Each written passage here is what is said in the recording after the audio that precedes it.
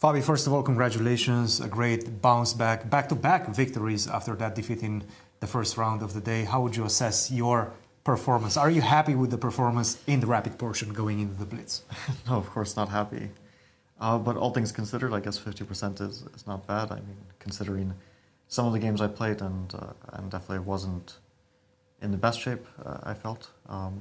Some games were good. It's like weird. I had some like very good games and then some disappointments.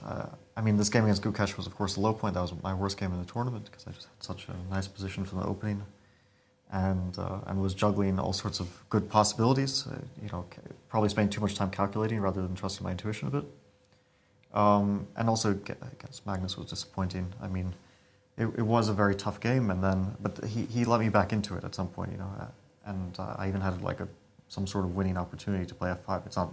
Maybe not winning, but it's an opportunity to try to win instead of, just going for, I guess, the path of least resistance, giving my h1, hoping that I have some checks. And what do you do in those low moments whenever you lose a game that you had some chances, especially that one against Magnus towards the end, you had great chances with f5. But what do you do in those moments to bounce back? I've had worse tournaments, so I've had lower moments for sure. I didn't feel so bad after losing to Magnus. I mean, maybe it's just that I've been here before, having an event where things aren't really going my way. But I do know from experience that you get chances. Usually, very rarely will it be that you don't get any opportunities. It was also fortunate that in the next game, Anish basically gave me a dream right out of the opening. I understand he wanted to get a sharp fight, but he chose probably the wrong variation to do so. And after that, I felt fine again. It's like cancels out, I guess. One bad break, one good one. Yes. So overall, not thrilled. I mean, it's been a poor rapid portion, but 50% is not a disaster. It is a really strong field. It's very tough. And you, in fact, finished in a very pleasing manner, I would say. Take us through this game and the critical moments and the aesthetic finish. I actually wasn't really happy with my position at some point because I thought I shouldn't allow knight b4, but maybe I thought, okay, knight c5 is usually something like this. I see the engine like this, which didn't realize that this would be totally fine for black, but the King's Indian is a very tough opening. Knight b4, it didn't make sense to me. And then I wasn't too happy, but then, wait, queen b3 is possible? What? Oh, I'm not trapping the queen. Why did I think I was trapping the queen? Wait, so how are you not trapping the queen? Yeah, just there's, Oh, there's no rook b1, there's no rook a2. It always has a square. It's actually, I thought I was trapping the queen. Okay, that's also a bit embarrassing. So queen a6, it kind of makes sense because he's forcing, he's going to play cd and he's forcing me to take with the e-pawn. On the other hand, I think this was a good move that I found, and his queen gets stuck. But here I still wasn't too happy because I thought he would go for this type of position.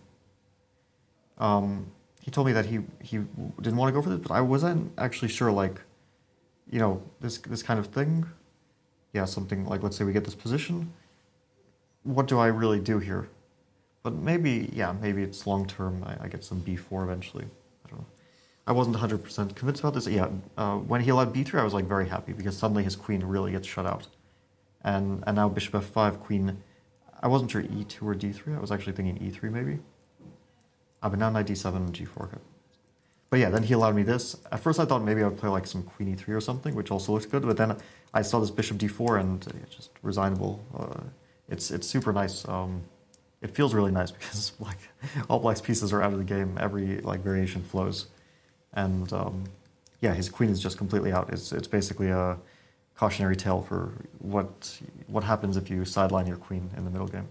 I have to ask you. We're looking at the game of Gukesh versus Wesley. Gukesh seems to be playing a very good tournament so far. He will be most likely leading going into the Blitz. Yesterday, Garry also made some interesting statements. He said that perhaps the era of domination from Magnus is coming to an end because of the way Gukesh is playing. What's your take on that? Okay, I think Gukesh is a really strong player. We already knew this. He's a top player in the world. He's the world champion. Like, okay, it's not a big surprise that he can have some really good runs. So I don't see it. I also think that he's been underestimated in Rapid. Like, I never felt he was an easy opponent at all in Rapid. I mean, obviously not in any time control. Classical has been traditionally his best. But I always felt like, you know, in Rapid he's underestimated, and in Blitz he's definitely shaky. But, you know, he hasn't had bad results in these events in the Rapid portion from my experience. You know, usually not going away with victory, but still a top player who's capable of winning many games or potentially winning a tournament. So it wasn't shocking to me. On the other hand, I'm not going to, like, okay, Garry wanted this, maybe a soundbite, or maybe he has a flair for the dramatic. But I wouldn't read so much into a few days of Rapid. Also, like, I think I had a better score last year, and I don't remember anyone saying, like, I don't remember these comments last year. You know, I think I had a higher score. But yeah, I mean, he's been very impressive also because his wins have not been the result of, like, opening prep, but just good practical play and putting pressure and good calculation. And so he does deserve the score fully. I mean, I think in the last game, maybe he got a bit lucky that Ivan went for the draw in the position where he's 2 pawns up. I mean, he could definitely try, but at some point, you know, it gets... I've seen this from, like, both sides. It does get into people's head when someone has a huge score. Like, I think during the Singfield Cup in 2014, it was really getting into people's heads as well. So it definitely makes you think, like, I don't want to be the next one to lose, you know?